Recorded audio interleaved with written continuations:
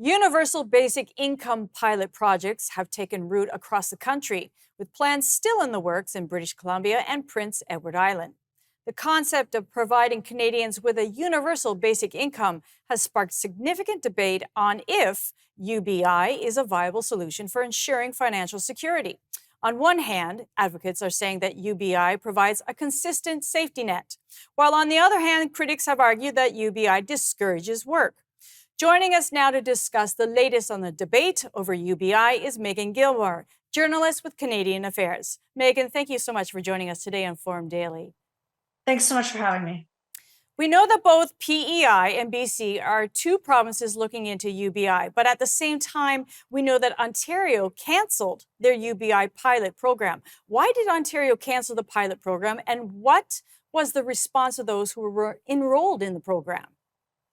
Sure. So Ontario's program started in 2017 when Kathleen Wynne was the premier.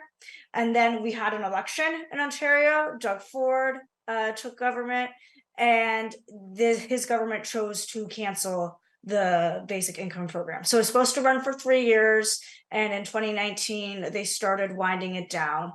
What that meant is that the research that was meant to be collected through the program about how basic income impacted people's health or their education or their social activities, that research stopped.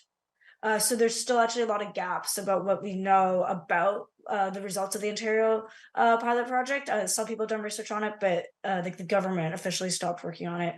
And the reaction from participants that I spoke to, it was just a lot of sadness. One man we quote in the article had plans to go back to school to fulfill a lifelong career dream, and that all ended when basic income ended. So the people I spoke to, they've done other things with their lives, they're still continuing on, but there's a deep sense of sadness for what was lost when basic income went away.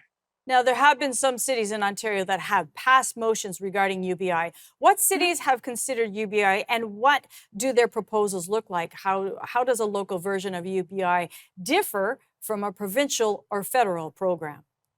Right. So the details for that are fairly scarce. Like, we didn't have time to go into all that in this article, but there's been recent motions that have been passed in Guelph, Niagara Falls, and in Waterloo in Ontario, either like calling for supporting a national basic income program in some way, or saying that it's something they would like to look into. And then you mentioned off the top of the segment, British Columbia. British Columbia as a province isn't looking at basic income right now, but there are communities in British Columbia that are thinking of implementing it at a municipal level. So it really varies a lot depending on where you are and who's giving the money.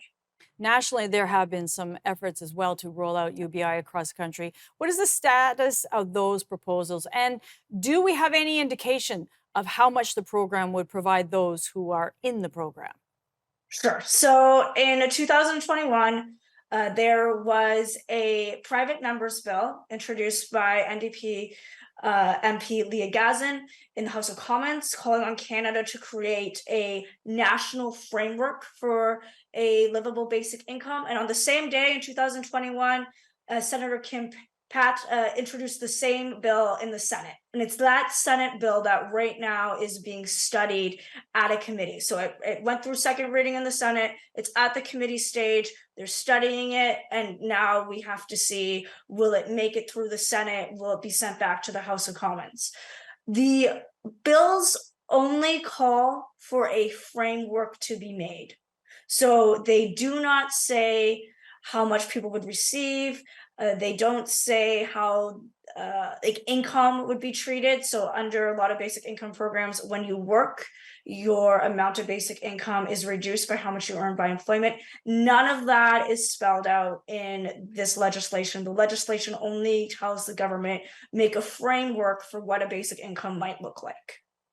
So what should we be looking out for next in regards to UBI in Canada? We have about 45 seconds. Sure. Look for what the Senate committee does. And if it moves forward past the Senate, you also may want to keep an eye out on discussions about a national disability benefit that is also happening concurrently. It might provide some ideas for what a basic income could look like if Canada decides to do one. Thank you so much for your time today. Thanks so much for having me.